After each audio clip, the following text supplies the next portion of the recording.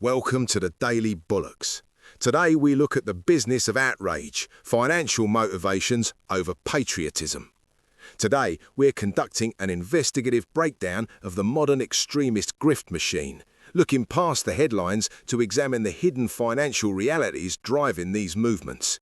We begin with the myth of the working class patriot. The entire facade of this movement relies on portraying Stephen Yaxley-Lennon, better known as Tommy Robinson, as a selfless, persecuted martyr fighting an oppressive elite on behalf of the forgotten working class. Supporters and political allies have reinforced this narrative, calling him a civil rights hero and incredibly claiming that history will judge him as comparable to Nelson Mandela and Robin Hood. But the reality reveals a track record built on fraud and opportunism. While claiming to be a champion of the law, in 2013 he was sentenced to 10 months in prison for identity fraud after using someone else's passport to travel to the United States. In 2014, he was convicted and sentenced to 18 months in prison for financial deception and mortgage fraud.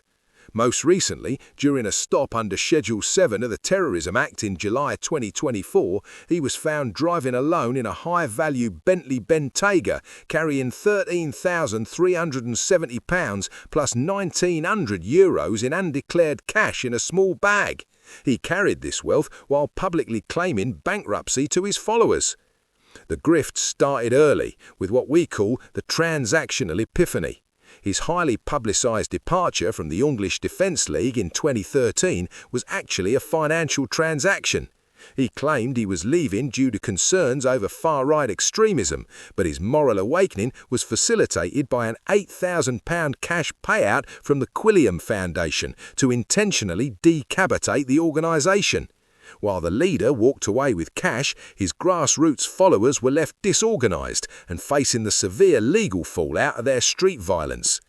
So, how does the modern grift machine ecosystem sustain itself? The brand is fed by 4 main revenue streams. First, a self-publishing empire marketing books directly to their base. Second, relentless unregulated crowdfunding, directing outraged audiences to private donation sites to fund his defence and journalism, even while declaring bankruptcy. Third, lucrative international media gigs as a correspondent for right-wing outlets like Rebel News. Finally, he receives an injection of capital and platform support from billionaire benefactors such as Elon Musk, who's reportedly helped cover legal bills and reinstated his digital reach. This ecosystem operates on a highly calculated 5-step cycle of monetization. Step 1. Agitate and provoke by targeting highly sensitive local issues and manufacturing outrage through hidden cameras or street protests. Step 2. Intentionally trigger legal pushback, such as violating reporting restrictions. Step 3. Claim martyrdom, framing the resulting arrest not as legal consequence, but as totalitarian suppression of the working class by a corrupt elite. Step 4. Deploy the begging bowl, directing followers to unregulated crowdfunding platforms. Step 5. Capital extraction, where hundreds of thousands of pounds are collected, just like the estimated £160,000 raised during the Jamal incident. Then the cycle repeats. To make this machine profitable on a massive scale, a calculated strategy was required to mainstream extremism. Robinson recognised that the explicit, boot-wearing neo-Nazi far-right was universally rejected by the British public, making it financially unviable. To bypass this rejection, a pivot was made. The traditional skinhead aesthetics were abandoned in favour of a highly produced, mainstream media presentation. He consciously adopted a narrow platform focused almost entirely on Islam, substituting biological racism for cultural racism to command greater public legitimacy and reach a much wider donor base. Looking at the evolution of the far right, the shift in his business model is clear. Traditional movements targeted broad biological racism and explicit anti-Semitism.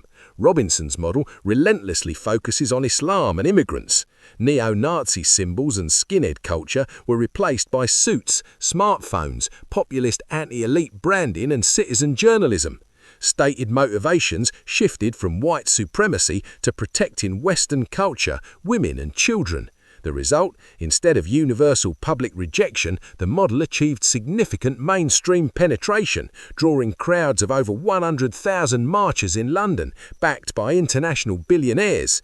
To deliver this agenda safely, the movement utilises the Trojan horse of free speech. The outer shield of the movement is constructed from co-opted progressive concepts: free speech, human rights, LGBTQ+ tolerance, and protecting women.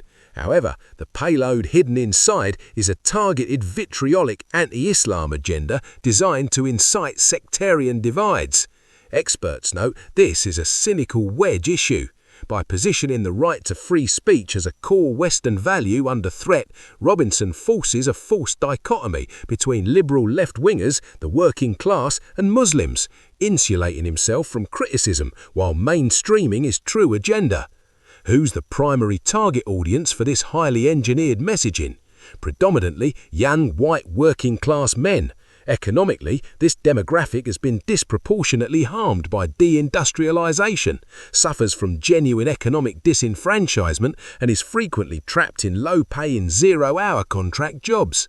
Psychologically, they feel deeply abandoned by mainstream politicians, the media, and traditional political institutions. The setup specifically engineers populist anti-elite anger to appeal directly to this group's legitimate pain and feelings of invisibility, preparing them for financial extraction.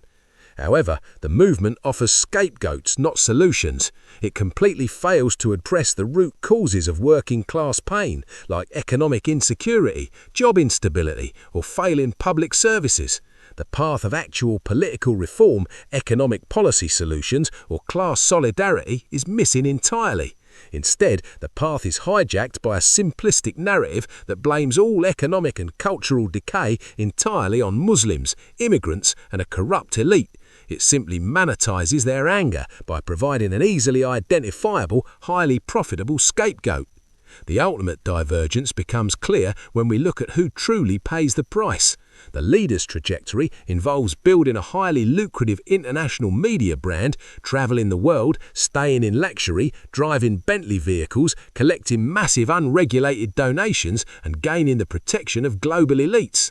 Meanwhile, the follower's trajectory is catastrophic.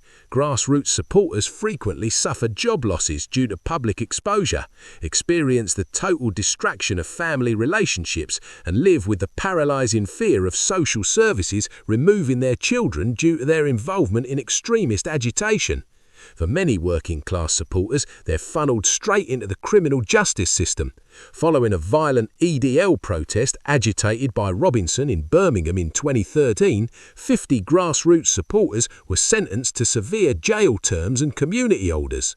While the leadership moves on to the next grift, set up new think tank deals or flies abroad, the working class supporters are left to bear the permanent, life-altering costs of criminal records and incarceration.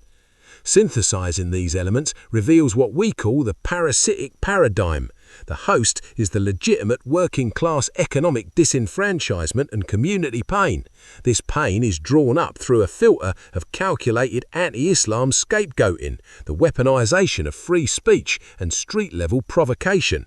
This leads to the extraction phase, generating immense financial profit, international brand growth, and elite political alliances for the leader. The key insight is that Robinson's model operates as a parasite. It feeds on the host community's pain, filters it through manufactured sectarian outrage, and extracts wealth for the top, leaving the host communities vastly more damaged, divided, and impoverished than before.